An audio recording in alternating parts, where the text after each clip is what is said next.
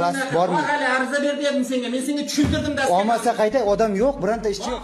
Samarqandda gaz idorasiga kelgan murojaatchiga amaldor qo'pol munosabatda bo'ldi. Ma'lum bo'lishicha, hodisa Qo'shrabot tumanida yuz bergan.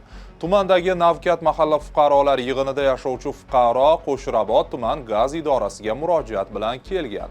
Murojaat ortidan u va idoraning bo'lim boshlig'i o'rtasida tortishuv vujudga kelgan. Hudud gaz Samarqand gaz ta'minoti filiali bayonotida hodisa o'rganib chiqilgani, fuqaroning murojaati esa ijobiy hal etilgani keltirilgan.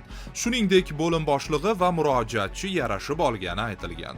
Bo'lim boshlig'iga qilgan xatti-harakatlari uchun belgilangan tartibda intizomiy jazo chorasi qo'llangani qo'shimcha qilingan. Ammo tarmoqlarda paydo bo'lgan boshqa bir videoda murojaatchi u bilan tushuntirish ishlari olib borilganini, qilgan ishidan afsusdaligini aytgan. Uning yonida bo'lim boshlig'i turganini ham ko'rish mumkin. Biroq hozirda murojaatchi bilan kim va nima maqsadda tushuntirish olib borgani, bu video nima maqsadda va kim tomonidan tasvirga olingani ma'lum emas.